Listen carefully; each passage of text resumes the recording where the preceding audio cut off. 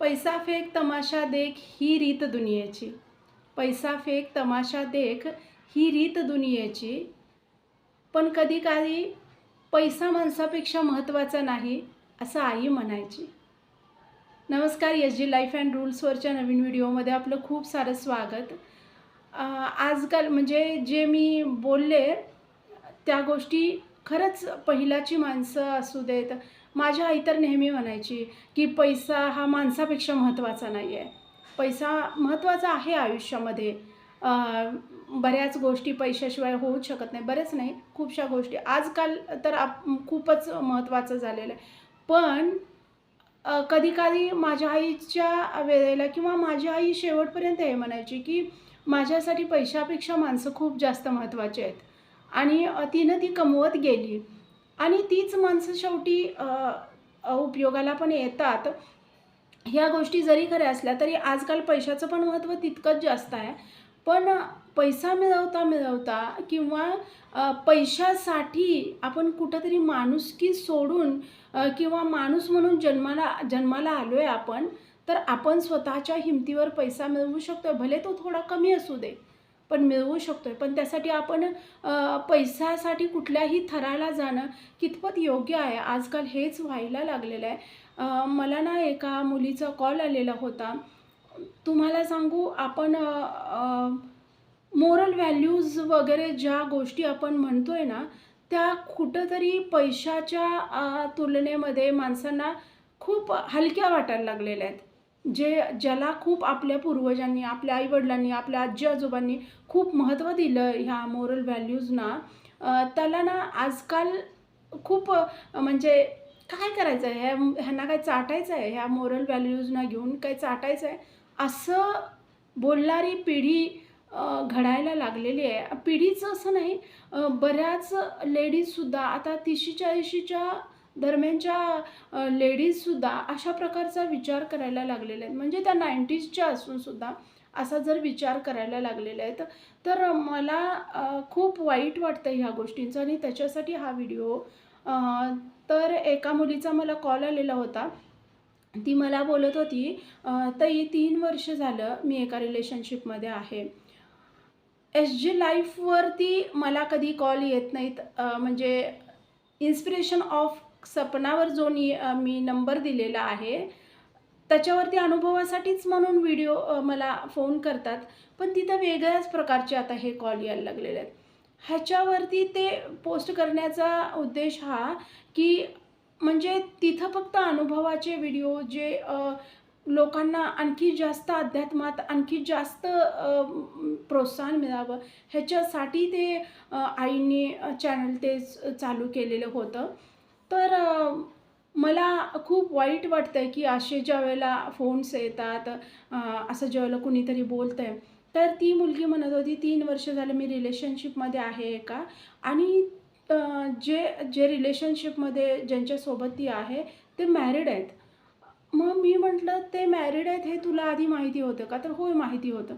"मग तरीसुद्धा तू कसा काय विचार केलास?" आणि ती मुलगी आत्ता म्हणजे फर्स्ट इयरला आहे. बी-ए फर्स्ट इयरला तिने ॲडमिशन घेतलेलं आहे आणि त्यांना 3 वर्षाची एक मुलगी आहे. तर मी म्हटलं, म्हणजे ह्यांचं जे रिलेशन आहे हे 3 वर्ष झालं. म्हणजे त्यांचं नुकतंच लग्न झाल्यानंतर हे रिलेशन्स ह्यांचे म्हणजे लगेचच इकडं बाहेर त्यांचं हे अफेअर सुरू झालेलं आहे. मग ती व्यक्ती तुझ्यापेक्षा किती मोठी आहे? हा पहिला प्रश्न मी विचारलेला होता तिला. तर ती म्हटली, "आमच्यामध्ये 9 वर्षाचं अंतर आहे." म्हणजे 9 वर्षाचं अंतर म्हणजे ही 18-19 वर्षाची, तो माणूस 28-29 असं काहीतरी दरम्यान असेल. मग असं ज्यावेळेला आपण रिलेशन हे करतोय त्यावेळेला ज्यावेळेला जे पुरुष असतात त्यांनीही थोडा विचार केला पाहिजे, की आपण एवढ्या छोट्या मुलींना हे करतोय.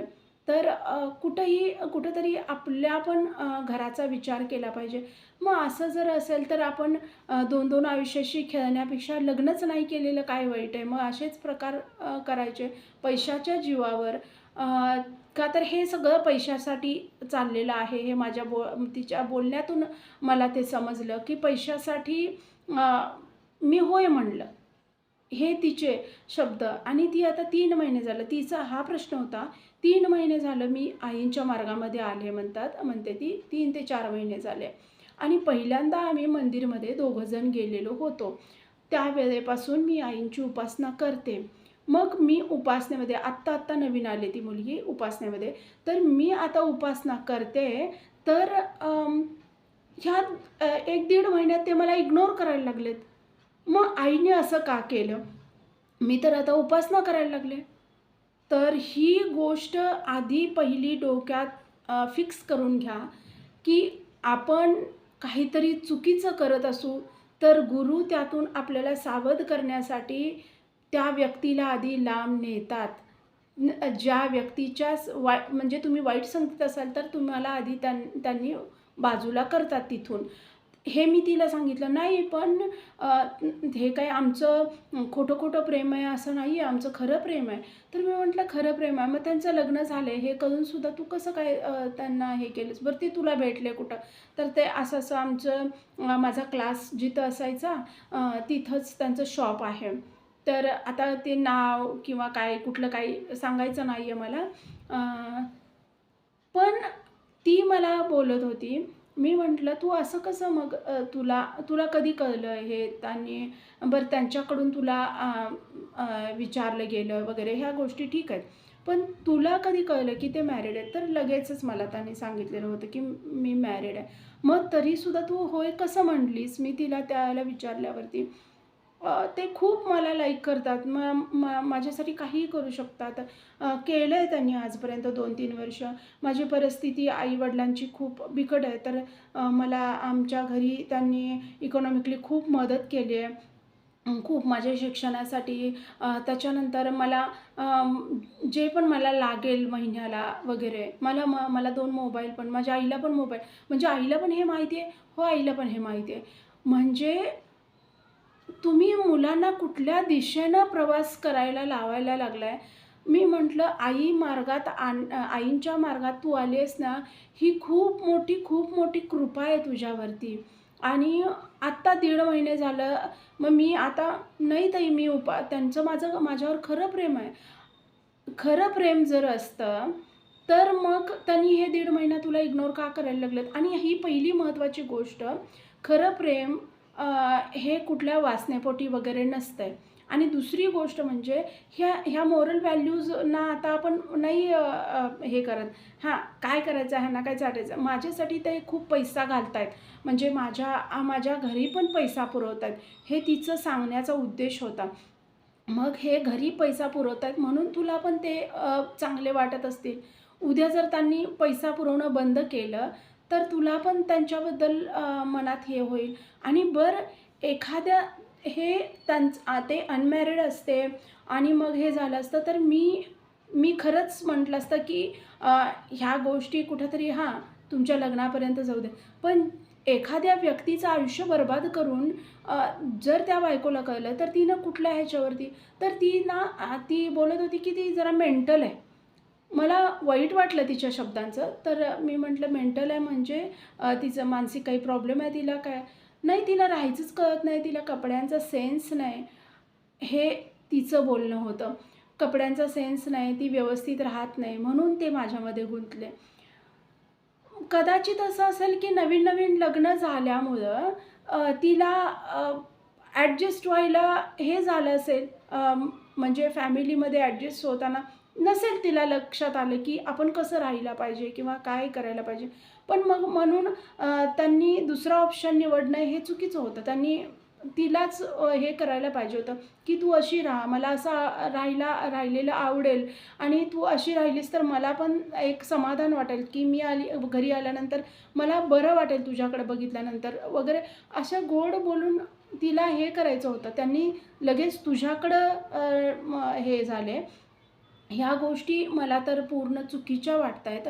का तर एखादी व्यक्ती जर तुमच्या भरवशावर घर-दार सोडून, आई-वडिलांना सोडून, सगळं सॅक्रिफाईस करून तुमच्या घरात येऊन तुमच्या घराला सांभाळायला हे करते, तर तुम्ही तिच्याशी चीट करत असाल तर खूप मोठी चूक आहे ही आयुष्यातली.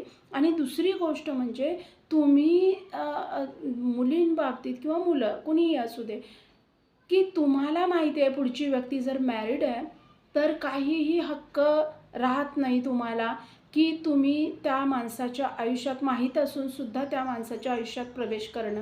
का तर तुम्हाला काही माहीत नाही आणि तरी तुम्ही गुंतलाय ती गोष्ट वेगळी. पण तुम्ही माहिती असून जर एखाद्या व्यक्तीमध्ये गुंतत असाल, त्याचं बॅकग्राऊंड माहिती असून सुद्धा जर तुम्ही त्या व्यक्तीमध्ये गुंतत असाल, तर तुम्ही 101% त्याच्या इतकंच अपराधी आहात. का तर त्या व्यक्तीचा काय दोष ना, त्या त्या बाईचा काय दोष? तिला बरं तिच्याशी लग्न करताना त्यांना कळलं नव्हतं का, की ती कशी दिसते किंवा काय? बरं तिचं राहणीमान व्यवस्थित नाही आहे, तर त्याच्यासाठी तुम्ही बोला ना, तुम्ही बोलू शकताय तिला, की "तू असं राहायला पाहिजेस, मला असं राहिलेल्यावर" किंवा घरातलं करता-करता बरं परत त्यांना बाळ पण लगेचच झालेलं दिसतंय का, तर 3 वर्षाच्या ह्याच्यामध्ये 3 वर्षाची मुलगी आहे, म्हणजे ती लगेच प्रेग्नंट पण राहिली असेल. मग त्यामध्ये तिचे हार्मोन इम्बॅलन्स झाले असतील किंवा तिला लगेच प्रेग्नंट राहिल्यानंतर तिला स्वतःला सावरणं किंवा आई-वडील त्यांचे जे घरी आहेत, तिच्या बोलण्यावरून माहिती पडलं, की त्याच्या घरी आई-वडील आहेत त्या व्यक्तीच्या घरी. तर हे सगळं फॅमिली हँडल करून मुलाला हे करणं, हे तिला जड गेलं असेल. नसेल तिनं स्वतःकडे लक्ष दिलं. तर त्यावेळी ह्या सगळ्या गोष्टी पण विचारात घेतल्या पाहिजेत. का तर सगळ्या ओव्हरऑल गोष्टींचा विचार करून मी तिला खूप समजवलंय आणि मी माझ्या पद्धतीने सांगितलं, की तिचा हा हे होतं, की आईंनी असं का करायचं? आईंनी अन्याय केलाय. अरे आईंनी अन्याय केला किंवा गुरूंनी अन्याय केला, देवानं अन्याय केला. बोलताना आपण विचार करायला पाहिजे, की आपण पण कुणावर तरी अन्याय केलाय ना आणि ह्या गोष्टी तिला कळल्या नसतील कशावरून? नवऱ्याचा एक पाऊल चुकीचं पडलं किंवा बायकोचं एक पाऊल जर चुकीचं पडायला लागलं, मुलांचं एक पाऊल चुकीचं पडायला लागलं, आई-वडिलांना समजतंय. नवऱ्याचं एक पाऊल चुकीचं पडायला लागलं, बायकोला पहिल्यांदा समजतंय. बायकोचं एक पाऊल चुकीचं पडायला लागलं, नवऱ्याला ते पहिल्यांदा समजतंय. मग त्या बाईला 3 वर्षात समजलं नसेल, की ह्याचं काहीतरी बाहेर चालू आहे, माझ्याकडे तो ऑब्व्हियसली लगेच घराकडे दुर्लक्ष होतं किंवा लगेच गोष्टी ह्या लक्षात येतात. मग त्यावेळेला त्यांच्याही घरी भांडणं होत असतील आणि तिलाही तेवढाच मनस्ताप होत असेल, जो आता तुला महिन्या-दीड महिन्यात मी तिला बोलले हे, महिन्या-दीड महिन्यात त्यांनी इग्नोर करायला सुरुवात केल्यानंतर तुला ती बोलते, "मला अस्वस्थ होत आहे, मला काही काम करावंसं वाटत नाही, कॉलेज करावंसं वाटत नाही, अभ्यास करावासा वाटत नाही, माझे कॉल रिसीव्ह केले जात नाहीत, माझा एक नंबर ब्लॅकलिस्टला टाकलेला आहे आणि मी खूप वेड्यासारखी झाले, ताई मी काय करू?" सावध व्हावेस. खरंच ह्या गोष्टी खूप भयानक आहेत आणि सगळे चुकतात. कुणी चुकलं नाही असं नाही. मी चुकले, तुम्ही बरेच जण ऐकणारे चुकले, सगळेजण चुकतच. पण चुका इथपर्यंत असू नयेत, की आपण कुणाच्या तरी घर बरबादीवर गेलोय किंवा कुणाचं तरी लाईफ डिस्ट्रॉय करायला लागलोय. इथपर्यंत आपल्या चुका नसाव्यात. चुकांमधून म्हणून सांगते, ज्या पण भगिनी, जे पण लेडीज ऐकायला लागलेत ना, त्यांनी कृपया प्लीज आपल्या मुलांना लवकरात लवकर अध्यात्मात आणा. अध्यात्मात ज्यावेळेला तुम्ही आणाल ना, तर त्यावेळेला अशा चुकांमधून मुलं खूप लवकर सावध होतील. जरी चुकले तरी पण लवकर सावध होतील आणि मोस्टली अशा चुका होणारच नाहीत. आणि जरी झाल्या तरी लवकर ते बाहेर पडतील. नाहीतर हे वाहत जाणं, ती इतकं म्हणजे बोलता ती 3-4 वेळा रडली, खूप रडली. मी तिला खूप समजवत होते, की मी तिला बोलले म्हटलं, "हे बघ आईंना तुझ्यासाठी खूप चांगलं कुणाला तरी निवडायचं असेल आणि म्हणून आईंनी ही गोष्ट तू आईंच्या मंदिरमध्ये गेल्यानंतर, तू उपासना सुरू केल्यानंतर 3-4 महिन्यामध्ये तू आता उपासना करायला लागल्यास आणि ह्या 1.5-2 महिन्यामध्ये त्यांनी तुझ्यासोबत असं वागायला लागलेत. ह्याचा अर्थ आईंनीच तुला त्या व्यक्तीपासून लांब करायचा निर्णय घेतलाय. म्हणून त्या व्यक्तीला तुझ्यापासून लांब करायला लागलेत. का तर हे तुझ्यासाठी खूप योग्य असणार आहे." हे मी तिला सांगितलं. तरी तिला ते बराच वेळ "नाही ताई, मला ती व्यक्तीच पाहिजे. मी खूप इमोशनली गुंतले आता." ही गोष्ट त्यातनं आता तिला बाहेर काढण्यासाठी मी तिला बोलले, "तू ज्या पण वेळेला वाटेल मला कॉल कर, पण ह्याच्यासाठी फक्त एकच गोष्ट तुला बाहेर काढू शकेल. जास्तीत जास्त जेवढं त्या व्यक्तीचं तुला आठवण येईल, कॉल करावा वाटेल, लगेच त्यावेळेला नामस्मरण सुरू करायचं. एक पानभर नामस्मरण त्यावेळेला लिहून काढायचं. कॉल स्वतःहून करूच नकोस आणि जरी आला तरी आता रिसीव्ह करू नकोस. त्या व्यक्तीला त्याच्या आयुष्यात जगू दे, त्याच्या फॅमिलीसोबत राहू दे.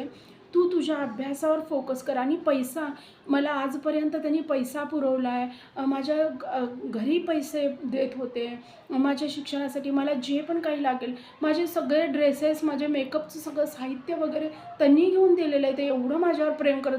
हे प्रेम नव्हे, आपली काळजी करणारी व्यक्ती आयुष्यभर आपली काळजी करत राहते. म्हणजे ते कुठेतरी आकर्षणापोटी तुम्हाला पैसे दिले, तुमच्यासाठी गिफ्ट्स आणले, हे झालं म्हणजे ह्याला नाही प्रेम म्हणता येत. हा पैसा ओतला, हे ओतला. मी तिला बोलले, "तुझे 4 पैसे असू देत," म्हटलं, "पण ते कष्टाचे असू देत. त्याच्यातून तू जे घेशील ना स्वतःसाठी, ते खूप समाधानाचं असेल आणि त्याच्यातून तू जे तुझ्या आई-वडिलांसाठी घेशील, ते त्याच्यापेक्षा तुला जास्त समाधान देणारं असेल. तू ह्या गोष्टी करून बघ," म्हटलं. "तू एखादा जॉब जॉइन कर. तुझी परिस्थिती नाही आहे ना, आता तू मिळवण्यासारखी मोठी झाली आहेस," म्हटलं. "तू जॉब कर," म्हटलं. आणि तू बाहेर आता जी पण आता ती व्यक्ती समोर जरी आली, तरी तू तिच्याशी बोलू नको. पहिल्यांदा आधी नामस्मरण सुरू कर. जर ती व्यक्ती समोर आली, तर पहिला नामस्मरण सुरू कर आणि नामस्मरण सुरू करत तिथून निघून जा. काहीही, कुठलंही प्रकारचं काही हे देऊ नको. भले काही प्रॉब्लेम्स असतील म्हणून त्या व्यक्तीनं तुला आता इग्नोर करायला सुरुवात केली आहे, किंवा काही त्याच्या मनात दुसरं काय आले म्हणून त्यानं इग्नोर करायला सुरुवात केली, काहीही असू दे. पण हे तुला आईने दिलेलं हे आहे. जे 1.5 महिना तुला त्रास व्हायला लागला आहे म्हणतेस ना, ती आईंनीच तुझ्यासाठी ते निवडलेलं आहे, की तू कुणाचं तरी आयुष्य बरबाद केलेस. तर तेच दुःख जर तुझ्या वाट्याला आलं, तर तुला कसं वाटेल हे बघ. म्हणून पहिलाची लोकं म्हणायची ना, की संस्कार फार महत्त्वाचे आहेत. पैसा आज आहे, उद्या नाही आहे. महत्त्वाचा तर आहेच, महत्त्वाचा नाही आहे असं नाही. पण तो ना थोडासा आपल्या कष्टाचा असावा. त्यावेळेला जे समाधान असते ना, कुणी फुकटचं दिलं ना, तर ते फुकटमध्येच कुठेतरी निघून जातं आहे. पण तुम्ही कष्टाचं ज्यावेळेला कमवताय ना, तर त्यावेळेला त्या प्रत्येक रुपयाची आपल्याला किंमत असते आणि ते आपण योग्य रीतीनं खर्च करतो आहे. तर ह्या गोष्टी आहेत, खूप खूप महत्त्वाच्या गोष्टी आहेत ह्या, की जेणेकरून आत्ताचे 30-40च्या सुद्धा लेडीज अशाच रीतीनं विचार करतात, की लग्न झालेलं आहे, मुलं आहेत, तरी पण दुसऱ्या मॅरिड कोणीतरी हे करायचा त्याच्या संसारात का. म्हणजे बरं, जर तुम्हाला तुमचं पार्टनरसोबत, तुमच्या लाईफ पार्टनर, तुमच्या जोडीदाराबरोबर तुमचं वैवाहिक जीवन जर हे असेल, तुम्ही अनमॅरिड बघा आणि सरळ लग्न करा. जर असं असेल तर तुम्हाला हे करा. पण मॅरिड लोकांशी तुम्ही हे करून त्यांचा संसार उद्ध्वस्त नका करू. सगळ्यात मेन महत्त्वाचं, जर तुम्ही तुमच्या मॅरिड लाईफमध्ये सुखी नाही आहे, मी ह्या मताची आहे, की तुम्ही तुमच्या मॅरिड लाईफमध्ये सुखी नाही आहे, तर तुम्हाला समजा एखादं अनमॅरिड पर्सन भेटला तर खूप चांगलं. मॅरिडच जर असेल तर त्याचं पण म्हणजे त्याची बायको नसेल वगैरे अशा गोष्टी असेल, म्हणजे बायको काहीतरी गेली असेल वगैरे असं, तर तर तसं तुम्ही विचार करू. गेली म्हणजे एक्सपायर झाली असेल वगैरे, तर काहीतरी भांडणं झाले, त्या महिनाभर भांडण झाले आणि ती महिनाभर गेली आहे माहेरी, तर त्यात ते थोडे तुटूक-मोटूक जे भांडणं असतात घरी, तसल्या भांडणांमुळे गेले आणि तुम्ही लगेच त्यांच्या घरात घुसलाय, असं नका करू. प्लीज असं करू नका. एखाद्याची हाय ही खूप वाईट असते. हां, आपल्याकडनं चुका होतात, सगळ्यांकडनं चुका होतात. मी परत एकदा सांगते, सगळ्यांकडून चुका होतात. पण जो कमी चुकतोय ना, तो योग्य असतोय. सारखं सारखं त्याच म्हणजे गोष्टींवर चुका करत राहणं किंवा परत परत त्याच चुका करणं, हे आपल्यासाठी म्हणजे आपण माणूस जन्म मिळवलाय कशासाठी, घेतलाय कशासाठी? तर थोडंसं त्याचं सार्थक करूया, चांगल्या गोष्टी करूया. बऱ्याच गोष्टी चांगल्या करण्यासारख्या आहेत आयुष्यामध्ये. अशा गोष्टींमध्ये जे शिकतायत ना त्या मुला-मुलींनी तरी खूप सावध राहून हे करा. खूप भयानक आहे हे कलियुग, खूप भयानक आहे. आणि ह्यातनं त्रासाशिवाय काही मिळणार नाही. पहिले तुम्ही हिंडताय, फिरताय. ती मुलगी जसं म्हणत होती, की मला लग्नच करायचं आहे ताई त्यांच्यासोबत. मी तिला खूप समजवलं, मी तिला बोलले, "हे जर तू माझं ऐकणार असशील, तर परत मला तू कॉल कर." तर मी तरी तुमचा प्रत्येक शब्द ऐकेन. तर मी मग बोलले, "आईंनी तुला त्या व्यक्तीपासून लांब केले. 1.5 महिना झाला ती व्यक्ती लांब आहे ना, तर आईंनी लांब केले. आता तू परत तिच्याजवळ जायचं नाही. आईंचा मार्ग अनुसरलायस तर तो सोडायचा नाही. भले तिथं आई तारू देत नाही तर मारू देत. तुला तोच मार्ग अवलंबायचा आहे. नामस्मरण प्रचंड कर, भजनाला जा. व्यक्ती समोर आली तर तिला सरळ इग्नोर कर." आणि तिनं तिनं पण हे कबूल केलं, "ताई मी तुमचा शब्द ऐकेन." आणि मी आईंकडे हीच प्रार्थना करते, की लवकरात लवकर त्यातून आई तिला बाहेर काढू देत. ती व्यक्ती ही आपल्या परिवारात चांगल्या सद्बुद्धीनं आपल्या परिवारात चांगलं व्यवस्थित राहू दे. मुलीचं भविष्य डिपेंड असतंय आई-वडिलांवर किंवा मुलं तुमची झालेली असते. तुमच्यावर त्यांचं आयुष्य डिपेंड असते. तुम्ही मुलं जन्माला घालताय. मग तुम्ही त्यांच्यापुढं काय आदर्श ठेवताय, की तुम्ही पण तुमच्या पार्टनरला असं चीट करा. तर नका असं करू. आणि प्लीज एक आयुष्य मिळालेलं आहे. खूप सुंदर आपलं आयुष्य आहे. खूप चांगल्या रीतीने जगूया. आणि ते जगताना ना कधी कुणाला आपली मदत लागली ना, जे योग्य पद्धतीनं हां, मी तुला पैसे देतो आणि मग तुझ्याकडनं किंवा मी तुला पैसे देते तुझ्याकडून काहीतरी चुकीच्या गोष्टी, तर असं नका करू. एखाद्याची इकॉनॉमिकली काही गरज असेल, आपल्यापेक्षा वयानं लहान मुली असतील किंवा आपल्यापेक्षा म्हणजे आपल्याकडं कुठं मी आता एक परवा उदाहरण पण ऐकलं, की काम करणारा व्यक्ती जो परिस्थितीनं खूप हे आहे म्हणून त्याच्यासाठी एका लेडीजनं पण असं हे केलं. असं नका करू. एखाद्याची परिस्थिती आहे म्हणून त्याला कुठेतरी आपल्यात गुंतवून घेणं आणि मग ते गुंतलं की मग कुठेतरी इग्नोर करणं, असं नका करू. कुणाच्या तरी मनाशी खेळणं खूप मोठा खेळ आहे हा. तर कुणीच कुणाच्या मनाशी असं इतकं नका खेळू की परत आपल्यालाही त्यातून बाहेर पडताना त्रास होईल. तर व्हिडिओ आवडला तर लाईक, शेअर अँड सबस्क्राईब.